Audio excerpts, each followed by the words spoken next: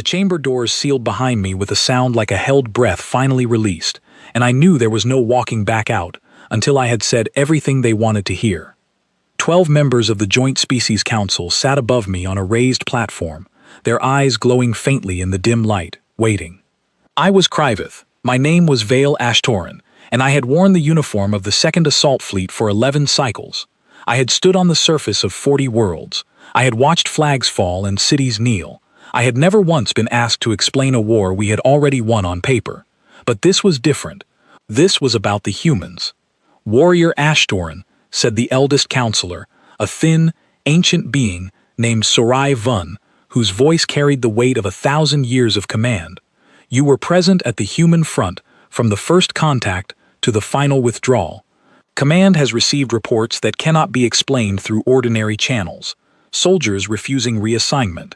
Officers requesting transfer to any other post in known space. Veterans waking in the night, screaming words in a language they do not speak. We need to understand what happened out there. I stood in silence for a long moment, feeling the eyes of the council settle on me like a physical weight. With respect, counselor, I said, I am not sure I understand it myself. I have tried to explain it to my own commanders, and each time the words feel smaller than the truth. Then, start at the beginning, Sorai said. We are not looking for a battle report. We are looking for the truth, however strange it sounds. I closed my eyes for a moment, and the sound came back to me first, before anything else. Not the sound of weapons. Not the sound of ships breaking atmosphere. A different sound entirely, one I still hear sometimes in the space between sleep and waking. Very well, I said. I will tell you what I saw, but I ask that you listen to all of it before you judge my report as exaggeration. I promise you, counselor, if anything, I am going to underplay what happened. A murmur passed through the council chamber. I ignored it and began. When our fleet first detected the human world, the reports back to command were almost dismissive in their tone. Their planet, which they called Earth, showed technology levels far below our own. Their ships were slower. Their defensive networks were primitive by any measure we use to judge a civilization's readiness for contact. Our strategists projected full compliance within a single planetary rotation. Some officers placed wagers on how quickly the human leadership would agree to terms. I remember standing on the observation deck of our lead cruiser, looking down at the blue and green world turning slowly beneath us, thinking that this would be another quiet chapter added to our long history of expansion. I had seen dozens of worlds surrender before their people even understood what was happening. I expected nothing different here. I was wrong, and I did not understand how wrong until much later. Our first contact was not violent. Command wanted information before action, so scout teams were sent to several human settlements under diplomatic signals, requesting dialogue with local leadership. I was part of the escort assigned to the Eastern Continent team, tasked only with observation. I remember walking through a human town for the first time, watching them go about ordinary lives, completely unaware that their world had already been catalogued, measured, and filed away as a future territory. They were smaller than us, physically, softer in appearance. Their movements seemed almost fragile compared to our own. I remember thinking, quietly, that this species did not look like it belonged on a list of difficult conquests. I remember how confident I felt walking those streets. That confidence did not last. Negotiations broke down within the first cycle, not because of any failure on our side, but because the human leadership refused every term offered to them, regardless of the consequences explained to them. Our diplomats warned them plainly of what would happen if they did not yield. I was present for one of these final exchanges, standing at the back of the room as translation devices carried words back and forth. The human representative, an older man with gray hair and steady eyes, listened to every warning without flinching. When our diplomat finished speaking, the man said something simple. The translation device rendered it plainly into our language, and I remember every word of it even now. We have heard your terms. Our answer is no. We would rather stand and lose everything than kneel and keep nothing. I remember the silence that followed. I remember thinking it was arrogance, or perhaps a lack of understanding about what our fleet was capable of. I did not yet understand that it was neither. Command authorized limited engagement soon after, intended only to demonstrate strength and force a change in position. I was assigned to the 1st Ground Unit sent to secure a coastal settlement believed to hold minimal resistance. Our scans showed a handful of defenders, poorly equipped, with no coordinated command structure that our systems could detect. We landed at dawn. I remember the quiet of that morning, the mist rolling over green hills, the strange, almost peaceful feeling of a world that did not yet know what was coming for it. Within the first hour, everything our scans had told us proved incomplete. The defenders were not simply present in greater numbers than expected. They were organized in ways our systems had failed to detect entirely, moving between positions with a discipline that suggested extensive preparation, despite having far less warning than we assumed. Our advance, projected to take minutes, stretched into hours. Officers who had commanded dozens of successful campaigns found themselves recalculating strategy in real time, adjusting to a resistance that refused to behave the way conquered populations were supposed to behave. I remember the first time I saw a human soldier struck by something that should have ended the engagement for them immediately, based on every physiological model we had built from our scans. I remember the shock, not fear exactly, but something close to it, when that soldier remained upright, remained moving, remained capable of directing the retreat of 2 others beside them before finally falling still. Our field medics, when they later examined recovered human equipment and biological samples, could not fully explain what they were seeing. Human resilience, physical and otherwise, did not match any model we had built from 1,000 other species we had encountered across known space. I want to be clear with the Council. I am not describing something supernatural. I do not believe humans possessed any ability beyond what their biology allowed. What I am describing is something else entirely, something I would spend the rest of the campaign trying to understand. It was not that humans could not be stopped. It was that stopping them cost far more than any of our models predicted, and even when a position was lost, the humans behind it did not stop reorganizing, did not stop preparing another line, another plan, another attempt. By the end of that first day, what should have been a swift demonstration of strength had become a lesson in humility for every officer present, myself included. I remember returning to our ship that night, sitting alone in the debrief room, staring at the data readouts without truly seeing them. My unit commander, a veteran named Threll Cassador, who had served in over 30 campaigns, sat across from me for a long while without speaking. "They should have broken," he finally said. "By every measure we have ever used, they should have broken hours ago." I did not have an answer for him then. I do not think I fully have one now, though I understand the shape of it far better than I did that first night. Over the following days, our commanders adjusted strategy repeatedly, treating the resistance as an anomaly to be corrected through greater force and improved tactics. Each adjustment produced results, but never the results we expected. Positions were taken, yes, but never as quickly, never as cleanly, and never without a cost that our logistics officers described, with growing concern, as unsustainable if the pattern continued across the rest of the planet. I remember a briefing where one of our senior tacticians presented updated models to command, describing what he called an unusually high tolerance for continued engagement despite mounting losses among defending forces. He said it clinically, the way we describe any battlefield variable. But I remember the room being quieter than usual after he finished speaking, as if everyone present understood, without saying it aloud, that we were facing something none of our prior experience had prepared us for. I did not know, standing in that briefing room, that this was only the beginning of what I would come to understand about the people of that world. I did not know that the resilience I witnessed on that first coastal battlefield was, in many ways, the smallest and simplest part of what made them so difficult to defeat. There were other things I would see in the cycles that followed, things that had nothing to do with strength or endurance at all. Things that unsettled seasoned warriors far more than any physical resistance could. I will tell the Council about those things now, because I believe they are the true reason our fleet eventually withdrew from that world, and the true reason so many of my fellow warriors still wake in the night, unable to explain what they remember. But I ask for patience, Counselor. What I witnessed did not happen all at once.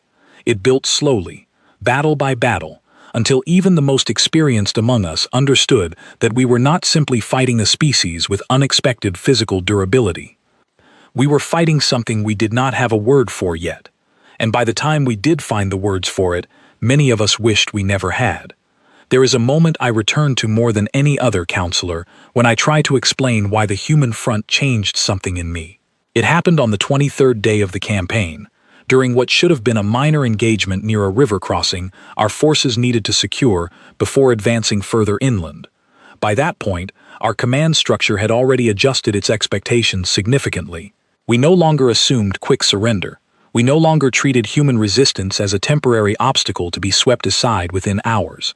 What we still did not understand, what none of us understood until that river crossing, was how far humans were willing to go, and for whom. Our scans identified a small defensive position guarding the crossing, staffed by what appeared to be a mixed group of soldiers and a few civilians who had taken up arms rather than evacuate. My unit was assigned to secure the position with minimal resistance expected, given the small numbers involved. The engagement began as predicted. Within the first exchange, the defending position suffered losses that, by any rational calculation, should have prompted immediate withdrawal. Our tacticians had learned by then not to expect surrender, but withdrawal to a safer position was still considered the logical response to overwhelming disadvantage. Instead, I watched something happen that I still struggle to put into words, even now, even after everything else I witnessed on that world. A young soldier, a woman named Grace, according to identification we recovered later, broke from her covered position and moved directly toward an area our forces had already secured, an area that offered her no tactical advantage whatsoever. My unit commander ordered her stopped, assuming she intended some manner of desperate final action. Instead, when she reached her destination, we understood the truth. A fellow soldier, an older man, lay injured in that exposed position, unable to move on his own. Grace did not hesitate. She did not calculate the odds of success. She simply moved to him, lifted him despite her own smaller frame struggling under his weight, and began pulling him back toward the safety of their remaining defensive line, exposed the entire time to a position she had to know offered her no protection.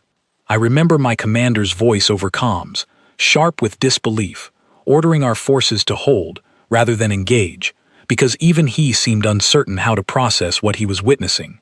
It was not strategy. It offered no benefit to the overall defense of the position. By every measure our species uses to evaluate combat decisions, it was, in the truest sense, an unnecessary risk. She reached her lines.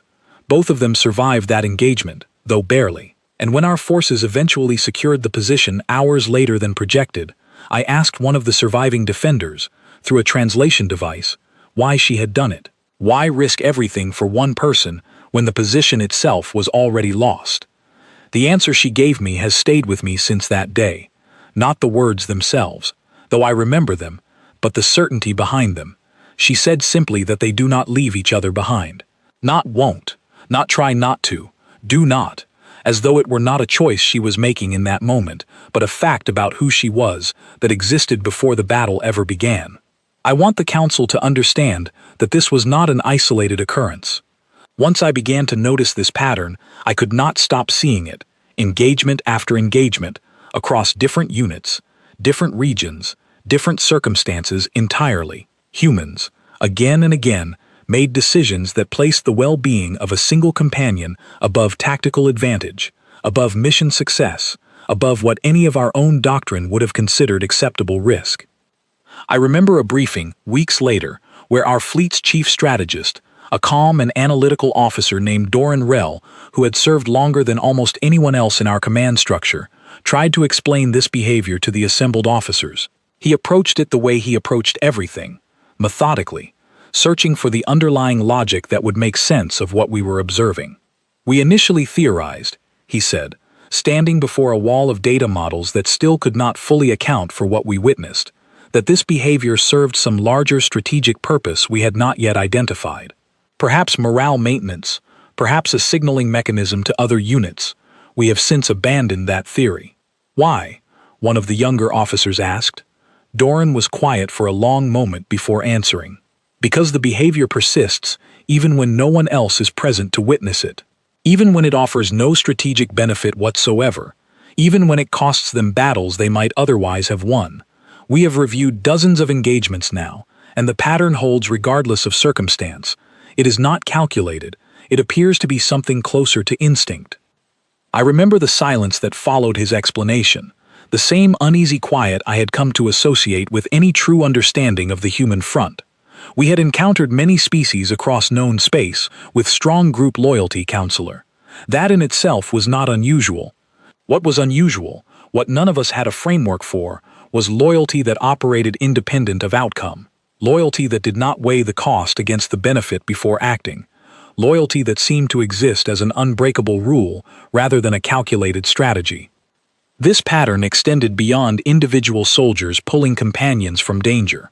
I witnessed entire units alter carefully planned defensive strategies at the last moment to avoid abandoning a smaller, isolated group of their own forces, even when doing so significantly weakened their overall position. I witnessed medical personnel remain in exposed locations far longer than any reasonable safety margin allowed, tending to the injured rather than retreating when ordered to do so by their own commanders. There was one incident, during an engagement near a mountain settlement, that I believe illustrates this most clearly. A human unit had been cut off from their main force, surrounded on higher ground with no viable path of retreat. Our commanders expected the isolated unit's collapse within hours, and expected the larger human force to use that time to reposition and consolidate elsewhere, accepting the loss as a necessary sacrifice. Instead, the larger human force redirected almost all of its remaining strength toward reaching the isolated unit, abandoning a defensive position they had spent days establishing. From a purely strategic standpoint, this decision made no sense. It exposed their remaining forces to significant risk, weakened positions that had taken considerable effort to secure, and offered no guarantee of success. They succeeded anyway. I do not know how, even now, having reviewed every available report from that engagement. I only know that when our forces reassessed the battlefield the following day, the isolated unit had been recovered, and the larger human force had re-established a defensive position nearly as strong as the one they had abandoned, achieved through methods our own analysts still could not fully reconstruct. I remember discussing this with Threll, my unit commander, late one evening after that engagement. He had been a soldier longer than I had been alive, and I had never before heard uncertainty in his voice the way I heard it that night. In all my cycles of service, he said, staring at the data readouts without truly seeing them, the same way I had done so many nights before, I have never seen a species behave this way. We are trained to value the mission above the individual. It is efficient. It is logical. It has served us across 100 conquered worlds. These people value the individual above almost everything else, and somehow it does not weaken them the way our doctrine says it should. It makes them harder to defeat. I asked him why he thought that was. He considered the question for a long time before answering. Because a force that fights only for the mission can be broken by removing the mission's value, but a force that fights for each other cannot be broken that way. You cannot convince someone to abandon a person they love, Vale. You can only kill them trying to save that person, and even then, another will simply take their place. I did not fully understand the weight of what he said until later engagements made it undeniable. We began to see this loyalty extend beyond immediate combat units, into how human civilians responded to occupation attempts in secured territories. Reports came in of local populations sheltering wounded soldiers at considerable personal risk, of ordinary people passing information between resistance units despite the danger involved, of entire communities refusing cooperation with our forces even when compliance would have clearly improved their immediate circumstances. I remember reading one such report from a coastal town our forces had secured weeks earlier, describing how the local population, rather than adapting to occupation as similar populations on other worlds typically did within a reasonable time frame, instead organized quiet, persistent resistance that our administrators found impossible to fully suppress without disproportionate effort.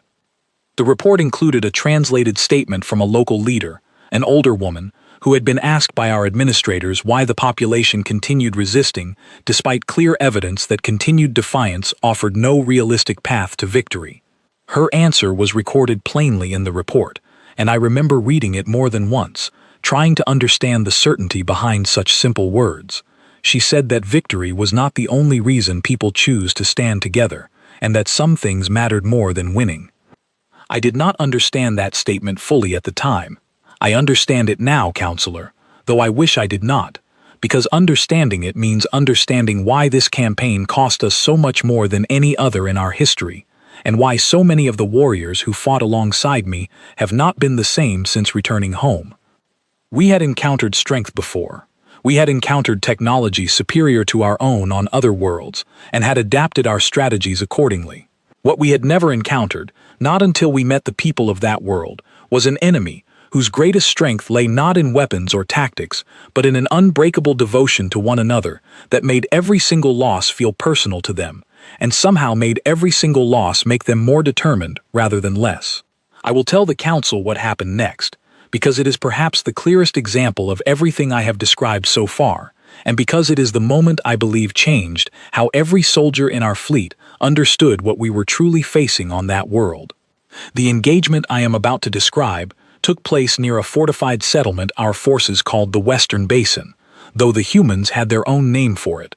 One I later learned meant something close to Hollow Valley in their language. It was here, Counselor, that I witnessed something that reshaped how I understood not just human resilience or human loyalty, but the depth of resolve that exists within that species when they believe a cause is worth everything they have.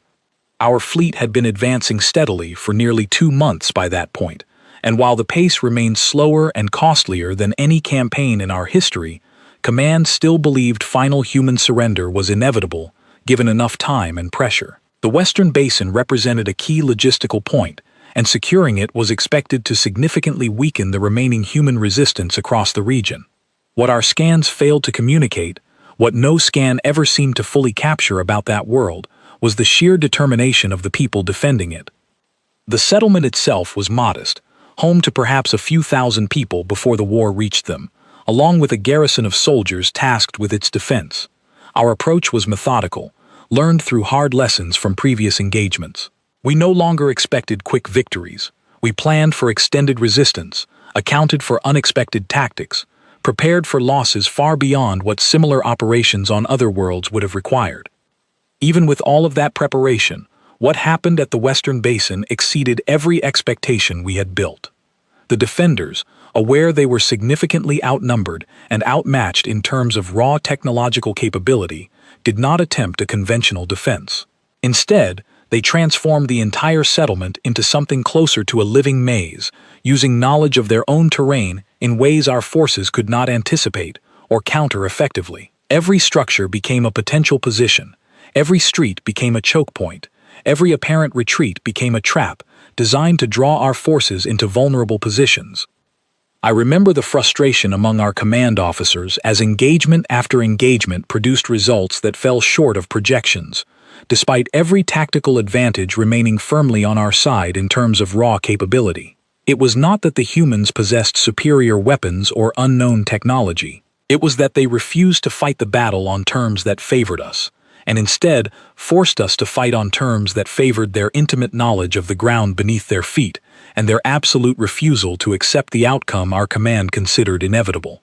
The siege stretched from days into weeks. I remember the growing unease among our own soldiers as losses mounted steadily, not in the dramatic surges we had grown accustomed to on other fronts, but in a slow, grinding accumulation that seemed to weigh more heavily on morale than any single catastrophic engagement might have. There is a particular memory from those weeks that I return to often, Counselor, because I believe it captures something essential about what made this campaign different from every other conflict in our long history. During the 3rd week of the siege, our forces had successfully cut off the settlement's access to outside supply lines, a tactic that had reliably forced surrender on other worlds within days once a population understood their situation was hopeless.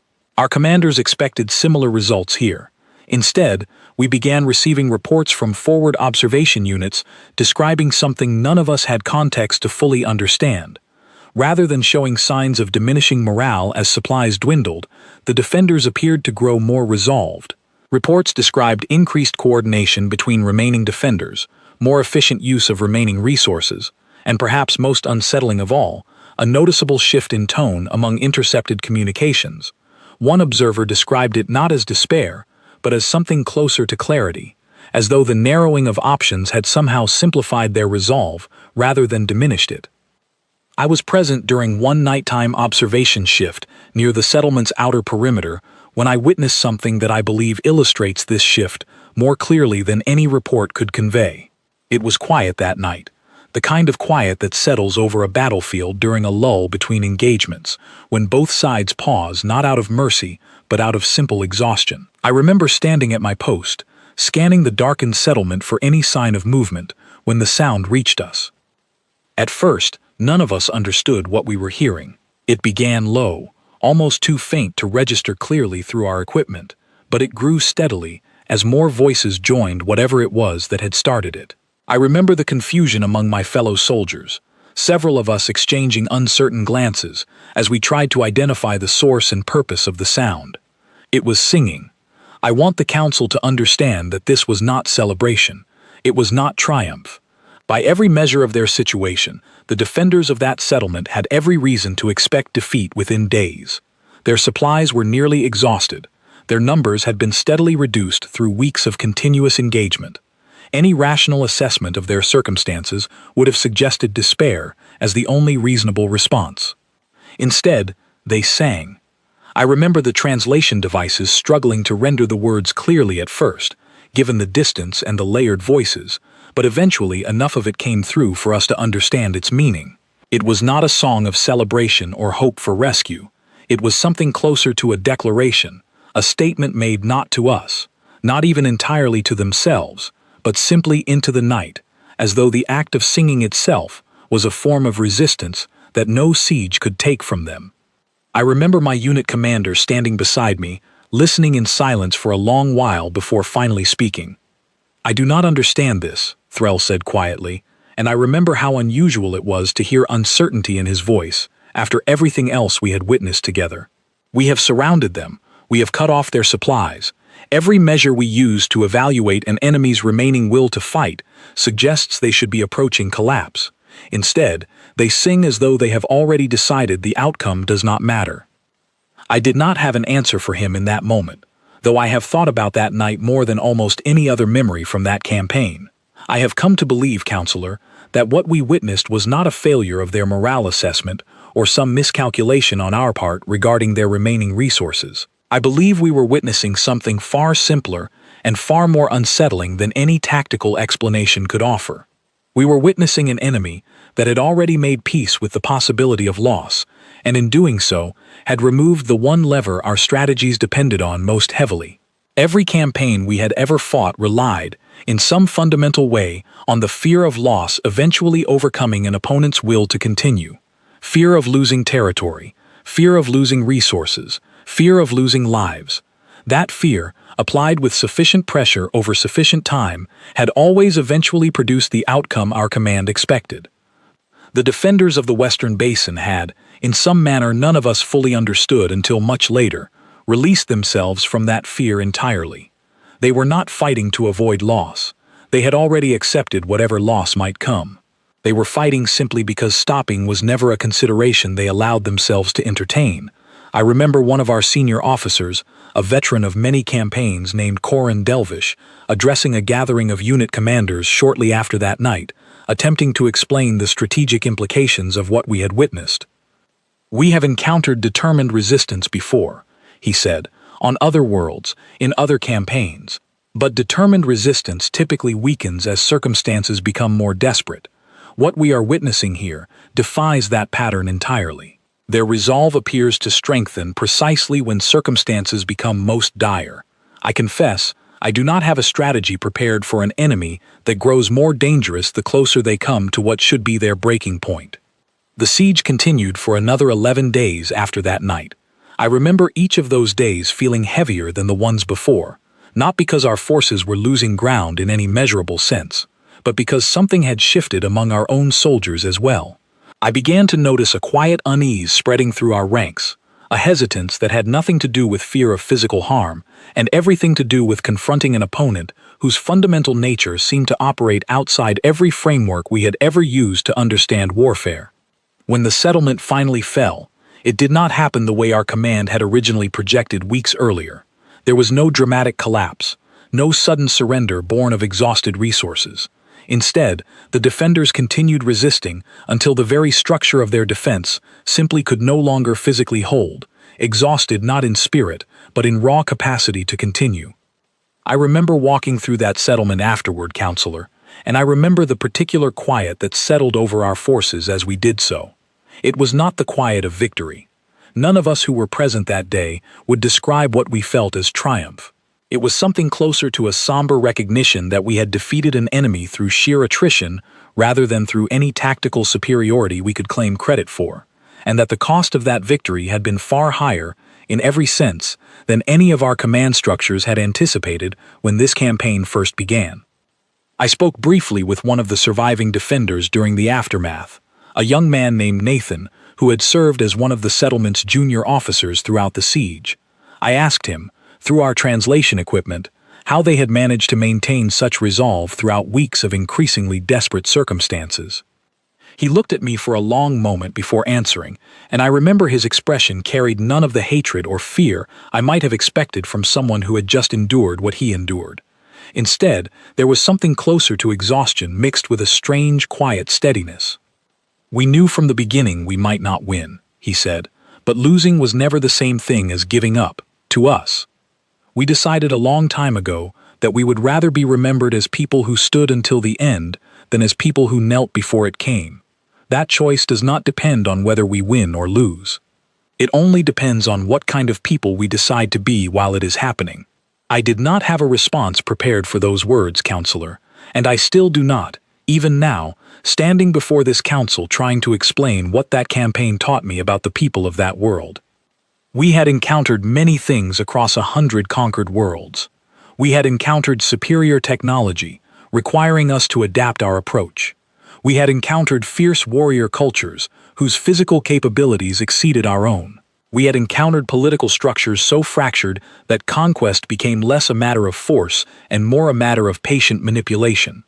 We had never encountered a species whose deepest strength lay not in any of these things, but in a simple, unshakable refusal to allow circumstance to define who they chose to be. That refusal, more than any weapon or strategy, is what made the human front unlike any other campaign in our history, and I believe, counselor, that it is the true reason so many of us returned from that world changed in ways we still struggle to fully explain. There is one more account I wish to share with the council, one that I believe represents the clearest single moment where I finally understood, completely and without doubt, exactly what kind of enemy we had been fighting all along. It took place during the final months of the campaign, before the eventual ceasefire was reached, and it remains, even now, the memory that visits me most often in the quiet hours when sleep does not come easily. The final months of the campaign brought us to a mountain outpost our forces called the Northern Ridge, a position of little strategic value on its own, but one that guarded the approach to several larger human settlements our command believed would finally bring the war to its conclusion. By this point, counselor, I had served on that front longer than almost any other soldier in my unit, and I believed, wrongly as it turned out, that I had already witnessed the full range of what humans were capable of. The outpost itself was small, staffed by a modest garrison led by an officer named Ellen, whose reputation had already reached our intelligence networks through intercepted communications describing her tactical decisions in previous engagements. Our command considered her removal a priority, believing her continued leadership was responsible for much of the unexpected resistance our forces had encountered in that region. What none of us anticipated was how that final engagement would unfold, or what it would ultimately teach every soldier present about the true nature of human resolve. Our approach began under cover of poor weather, a heavy fog that our sensors struggled to penetrate fully, though our commanders believed this offered an advantage given our superior tracking technology, compared to what the defenders were believed to possess. We advanced slowly, methodically, expecting the outpost to fall within hours given its limited size and the reduced garrison our intelligence suggested remained after months of continuous conflict. The engagement that followed lasted nearly 3 full days. I remember the growing frustration among our command as position after position that should have fallen quickly instead held far longer than projected, not through any technological advantage the defenders possessed, but through what I can only describe as an almost impossible commitment to holding ground that offered no realistic hope of reinforcement or resupply. During the second day of the engagement, I was assigned to a forward unit tasked with securing a supply route that would allow our forces to bring additional equipment closer to the outpost's main defenses. It was during this assignment that I first encountered Ellen directly, though I did not know her identity at the time. Our unit had cornered a small group of defenders near a narrow mountain pass, a position that offered no viable retreat and little cover. By every reasonable measure, surrender should have followed within moments. Instead, the woman leading that small group, whom I would later learn was Ellen herself, made a decision that I still find difficult to fully process, even now. Rather than surrendering or attempting a hopeless retreat, she ordered her remaining soldiers to fall back toward a secondary position while she remained behind, alone, to delay our advance long enough for them to reach safety. I remember the confusion among my own unit as we processed what we were witnessing, an officer deliberately remaining in an indefensible position, fully aware of the consequences, simply to purchase time for others to escape.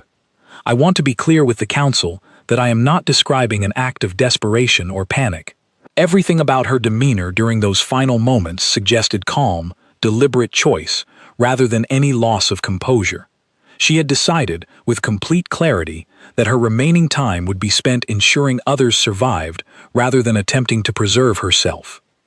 My unit commander at the time, a strategist named Doran who had studied human tactics extensively throughout the campaign, later described this moment during a debriefing that I was present for.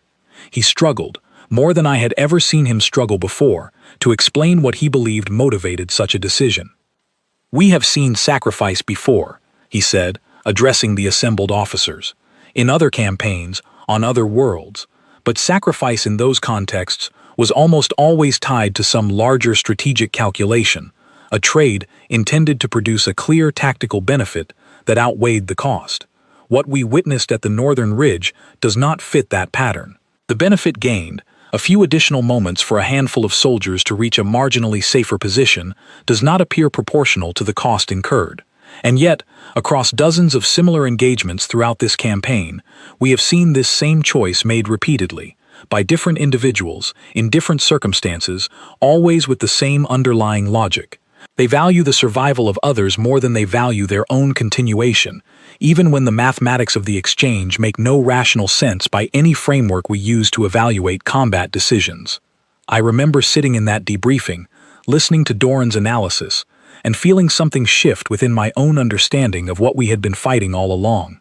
We had spent months trying to understand human resilience as a physical phenomenon, then as a psychological one rooted in loyalty and group cohesion. What I began to understand during those final months of the campaign was that these explanations, while accurate as far as they went, still failed to capture the full depth of what we were truly facing. Humans did not simply value each other more than we anticipated. They had built an entire framework of meaning around the willingness to give everything for one another, a framework so deeply embedded in how they understood themselves that it operated independent of strategic calculation entirely. It was not a tactic they employed when circumstances demanded it. It was, as near as I could determine, simply who they were, expressed consistently, regardless of whether doing so helped or hindered their broader chances of survival. The outpost eventually fell on the third day, though not before Ellen herself was recovered by our forces, having survived her solitary stand against significant odds through a combination of terrain knowledge and sheer determination that our own medical officers described afterward as difficult to fully explain given the injuries she had sustained. I was present when she was brought before our regional command for questioning, and I remember watching her carefully throughout that exchange, curious to understand what kind of person could make the choice she had made without apparent hesitation. She answered every question put to her calmly, without defiance but also without any indication of regret regarding her decision. When one of our officers finally asked her directly why she had chosen to remain behind rather than retreat alongside her soldiers, she answered in a manner that I believe encapsulates everything this campaign taught me about the people of that world. "Because that is what command means to us," she said. "It is not a position that grants privilege. It is a responsibility that demands sacrifice, when sacrifice is needed. I could not ask my soldiers to trust my leadership if I was not willing to give everything that leadership required of me, including my own safety, when the moment called for it." I remember the quiet that followed her answer, The same quiet I had come to associate with moments throughout this campaign when we encountered something in human nature that defied every framework we had built to understand warfare and conquest. There was a broader shift, Counselor, that occurred throughout our fleet during those final months, one that I believe explains much of the unease Command has observed among returning veterans. It was not fear of human weapons, which remained, throughout the entire campaign, inferior to our own in almost every measurable way. It was not even fear of human physical resilience, though that alone would have been enough to unsettle soldiers accustomed to swift, decisive victories. What unsettled us, what continues to unsettle so many who served on that front, was the growing understanding that we were fighting a species whose fundamental values inverted almost everything our own doctrine considered rational. We valued efficient use of resources, including soldiers, in service of broader strategic objectives. They valued individual lives, even at significant cost to broader objectives, as an almost sacred priority that superseded strategic calculation entirely. This created a strange, deeply unsettling asymmetry throughout the campaign.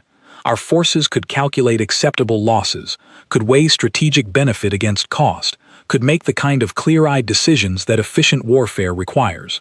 Human forces again and again made decisions that our calculations suggested were irrational, and yet those decisions, cumulatively, produced an unbreakable resistance that no amount of superior technology or tactical planning could fully overcome.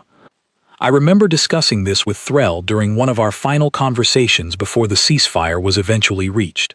We sat together in the quiet of our quarters, both of us older and more tired than we had been when this campaign began, both of us changed in ways neither of us fully understood yet. "I have fought in many wars," Threll said quietly that evening, "and I have always understood the logic of victory and defeat. Strength defeats weakness. Superior tactics defeat inferior ones. Better technology defeats worse technology. I understood the shape of war, Vale, the way I understand the shape of my own hand. This campaign has broken that understanding in ways I do not know how to repair." I asked him what he meant. "I mean," he said slowly, choosing his words with unusual care, "that we have not been fighting a war against a weaker enemy that happened to resist longer than expected. We have been fighting a war against people who redefined what victory and defeat even mean, on terms we never anticipated and still do not fully understand. How do you defeat an enemy who does not fear loss the way every rational calculation says they should? How do you break the will of a people who have already decided, before the battle even begins, that some things matter more than winning?" I did not have an answer for him then, Counselor, and I am not certain I have a complete answer for the Council now. What I can tell you, with absolute certainty, is that this uncertainty, this fundamental inability to fully understand or predict human resolve, is what ultimately led our command to pursue the ceasefire that ended this campaign, rather than continuing to pursue a victory that grew more costly and less certain with every engagement we fought. I believe this uncertainty is also what continues to trouble so many of the soldiers who served alongside me on that front, long after our forces withdrew from that world entirely. We had encountered many things across 100 conquered worlds, but we had never encountered an enemy whose deepest strength lay in values that made conventional victory itself feel, in some strange and unsettling way, almost beside the point to them.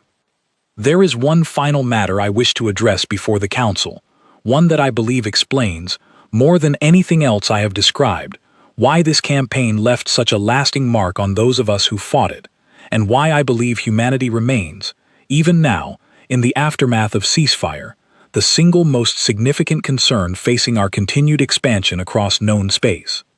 I stood before the Council chamber once more, having walked them through months of memories I had not fully revisited since the ceasefire was signed, and I could see in the expressions of those gathered above me that my report had raised more questions than it had answered. Soray Vun watched me carefully, her ancient eyes reflecting the dim light of the chamber, waiting for me to continue. "Warrior Ashtoran," she said finally, "you have described physical resilience beyond our models, loyalty that defies strategic logic, resolve that strengthens under pressure rather than weakening, and sacrifice offered without hesitation regardless of cost. I ask you now, as the Council's final question, what conclusion do you draw from all of this? What should this council understand about the true nature of the threat humanity represents? I considered her question carefully before answering, because I understood that whatever I said next would likely shape how our fleet approached any future contact with that world, and perhaps how we approached the broader question of continued expansion across known space entirely. Counselor, I said, I believe the council has been asking the wrong question throughout this entire proceeding, and I do not say that with any disrespect intended.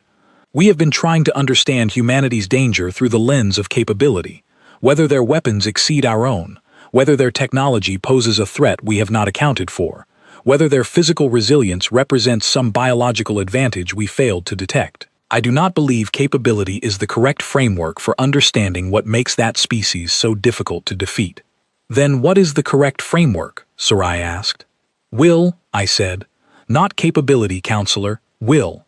Every species we have encountered across 100 conquered worlds has, in some fashion, calculated the cost of continued resistance against the benefit of surrender, and eventually reached a point where that calculation favored yielding to superior force. This calculation has held true across every conflict in our recorded history, regardless of the specific circumstances involved. It is, in many ways, the foundation upon which our entire approach to conquest has been built. I paused, gathering my thoughts before continuing. Humanity does not perform that calculation the way every other species we have encountered performs it. They do not weigh the cost of resistance against the benefit of surrender and select whichever option minimizes their losses. They have decided, as a fundamental aspect of who they are, that certain things matter more than the outcome of any single battle or campaign. They have decided that standing together, protecting one another, and refusing to abandon their principles matters more than victory itself. This is not a weakness that can be exploited through superior force, counselor. It is a strength that superior force cannot fully overcome, because it does not depend on winning to sustain itself. Corin Delvish, seated among the council members, leaned forward at this point. Are you suggesting, Warrior Ashtoran, that humanity cannot be defeated militarily? No, counselor, I said. Our fleet did, eventually, secure significant territorial gains throughout that campaign, and I believe continued engagement would have eventually produced a form of victory our command could technically claim. What I am suggesting is that the cost of that victory would have continued escalating far beyond anything our command originally projected, and more importantly, that even complete territorial conquest would not have produced what our command actually wanted from this campaign, which was the pacification and cooperative integration of the human population into our broader systems of governance. I remember the weight of silence that followed that statement, and I continued before anyone could interrupt. We can defeat human armies, counselor. Given sufficient time and resources, I have no doubt our fleet could eventually secure complete territorial control of that world. But I do not believe we can defeat the will that drives their resistance, not through military force alone, and I believe attempting to do so would require a level of sustained conflict that our command has not yet fully reckoned with. Every world we have previously conquered eventually accepted integration because the population, weighing their circumstances rationally, concluded that cooperation offered a better path forward than continued resistance. I do not believe humanity performs that calculation the same way. I believe, even facing complete military defeat, a significant portion of that population would continue resisting simply because resistance itself has become, for them, inseparable from their fundamental sense of identity. Sarai Vun was quiet for a long moment, considering my words carefully before speaking again. You paint a troubling picture, Warrior Ashtoran. If what you describe is accurate, it suggests this campaign, had it continued, might have cost us far more than any previous conflict in our recorded history, with uncertain prospects of ever achieving the stable integration our command requires from conquered territories. That is my assessment, counselor, I said, and I believe it is the assessment shared by most senior officers who served throughout that campaign, though few have expressed it as directly as I have chosen to express it here today. Another council member, one who had remained silent throughout most of the proceeding, finally spoke. You have described remarkable resilience and unusual loyalty throughout your account, Warrior Ashtoran, but you have not yet explained why so many veterans of this campaign report ongoing psychological distress, dreams they cannot fully explain, difficulty returning to normal service. What is the source of this distress, in your assessment? I considered this question longer than any other, because I understood it touched on something I had not yet fully articulated, even to myself, in the months since the ceasefire was signed. "Counselor," I said finally, "I believe the distress many of us carry stems from something deeper than simple exposure to difficult combat conditions, though certainly that contributed as well.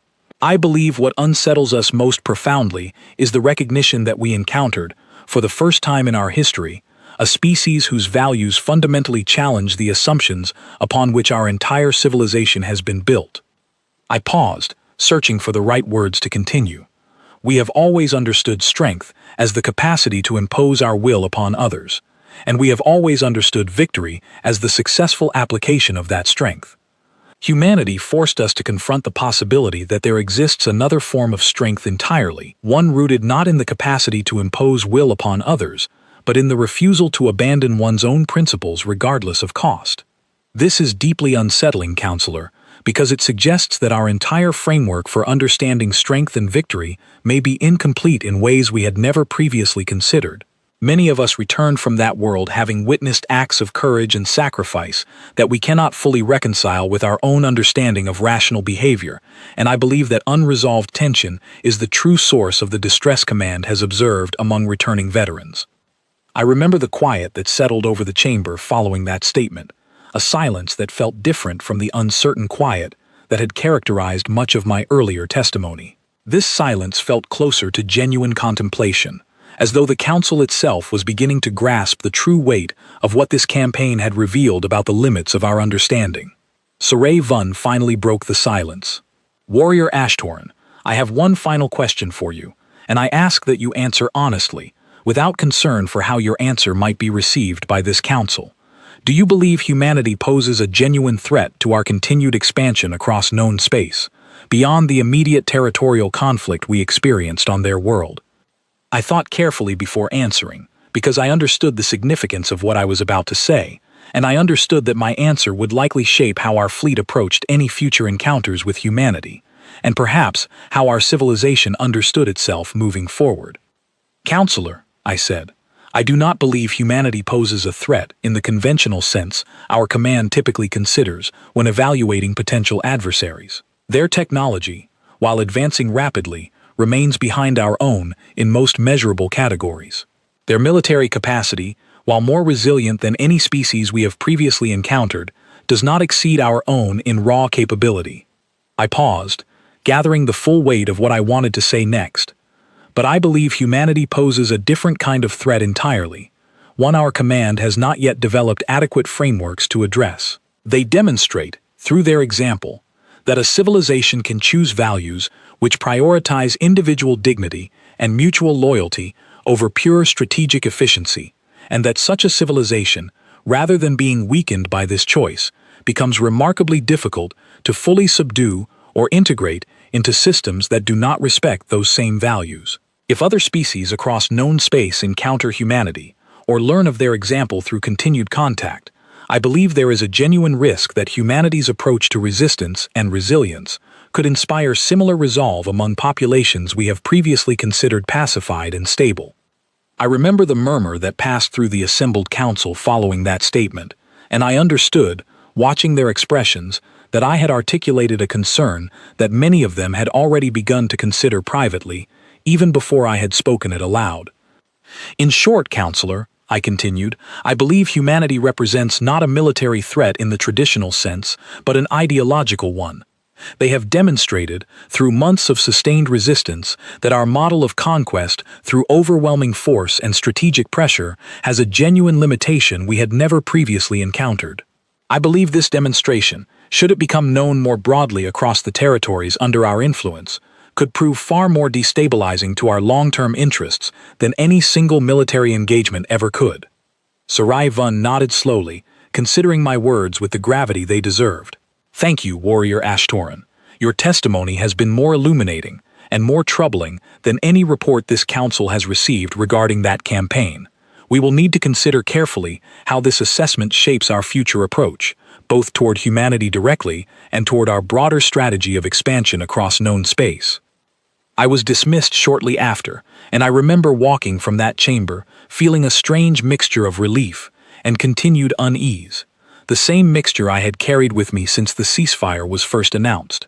I had spoken honestly before the council, had shared everything I witnessed and everything I had come to understand about the people of that world, and yet I did not feel the resolution I had hoped speaking those truths might bring. That night, back in my quarters, I found myself unable to sleep, my thoughts returning once more to that night at the Western Basin, to the sound of human voices rising together in defiance, despite every reasonable expectation of their impending defeat. I found myself thinking of Grace, moving without hesitation toward a companion who needed her help regardless of personal risk. I found myself thinking of Ellen, standing alone against impossible odds simply because she believed leadership demanded nothing less. I found myself thinking of Nathan's words, spoken with such quiet certainty, about choosing to be remembered as people who stood until the end rather than people who knelt before it came. I do not know, even now, counselor, whether our civilization will ever fully understand what we encountered on that world. I do not know whether future contact with humanity will bring renewed conflict or, perhaps, some form of genuine understanding between our peoples that neither side has yet imagined possible. What I know, with absolute certainty, is that something changed within me during those months on that battlefield, some fundamental shift in how I understand strength, resolve, and what it truly means to face impossible circumstances without surrendering the values that define who we choose to be. I closed my eyes that night, and for the first time since returning from that world, I found myself hoping, quietly and without fully understanding why, that whatever future our civilization shared with humanity, it might eventually become something other than conflict. Because if there was one truth I carried away from every battlefield, every siege, every quiet act of sacrifice I witnessed throughout that campaign, it was this: a people willing to give everything for one another, without hesitation and without calculation, are not simply an enemy to be feared. They are, perhaps, the only kind of ally truly worth having. And as sleep finally came for me that night, I dreamed once more of that mountain valley, of voices rising together in the darkness, refusing, even in the face of impossible odds, to ever let each other fall.